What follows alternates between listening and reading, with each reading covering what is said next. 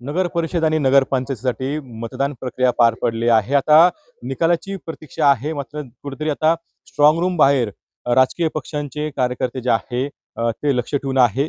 21 डिसेंबर रोजी मतमोजणी पार पडणार आहे. मात्र तोपर्यंत जामखेड येथे देखील आपण बघू शकतो की हे स्ट्रॉंग रूम आहे आणि स्ट्रॉंग रूमच्या बाहेर हे सगळे राष्ट्रीय शरद पवारांच्या राष्ट्रवादीचे पदाधिकारी असतील किंवा जे उमेदवार आहे ते स्ट्रॉंग रूमच्या बाहेर 24 तास खडा पहारा देताना आपल्याला पाहायला मिळत आहे. आपल्यासोबत या ठिकाणी पदाधिकारी आहेत त्यांच्याशी बातचीत करणार आहोत. काय सांगाल तुम्ही या ठिकाणी लक्ष ठेवून आहात? आम्ही 2 तारखेला निवडणूक झाल्यापासून राष्ट्रवादी काँग्रेस पक्षाचे सर्व कार्यकर्ते, उमेदवार या ठिकाणी लक्ष ठेवून आहेत. रोहितदादांनी या ठिकाणी त्यांच्या माध्यमातून या ठिकाणी बसण्यासाठी, रात्रीच्याला झोपण्यासाठी देखील या ठिकाणी सोय केलेली आहे. या निवडणुकीवरून असं दिसून येतं की आतापर्यंत देशामध्ये ज्या निवडणुका या सरकारने जिंकल्यात, फक्त ईव्हीएमच्या माध्यमातूनच जिंकलेल्या आहेत. 2 तारखेला निवडणूक झाल्यानंतर दुसऱ्याच दिवशी यांनी निकाल द्यायला पाहिजे नव्हता, परंतु यांनी कुठला तरी काहीतरी काळा बाजार करायचा असा सर्व संपूर्ण जनतेच्या मनामध्ये एक शंका आहे.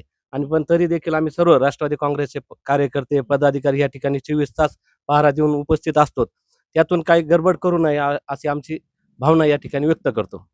तर निश्चितच कुठलीही गडबड होऊ नये किंवा रोहित पवारांनी देखील वक्तव्य केलं होतं की आम्ही डोळ्यात तेल घालून या ठिकाणी लक्ष ठेवू.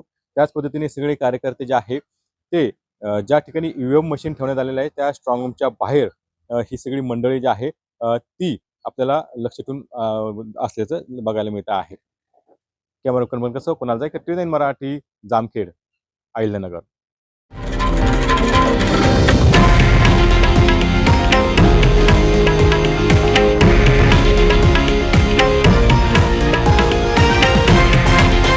हे आहे देशातील नंबर 1 न्यूज नेटवर्क आणि आपण पाहत आहात TV9 मराठी, एकमेव.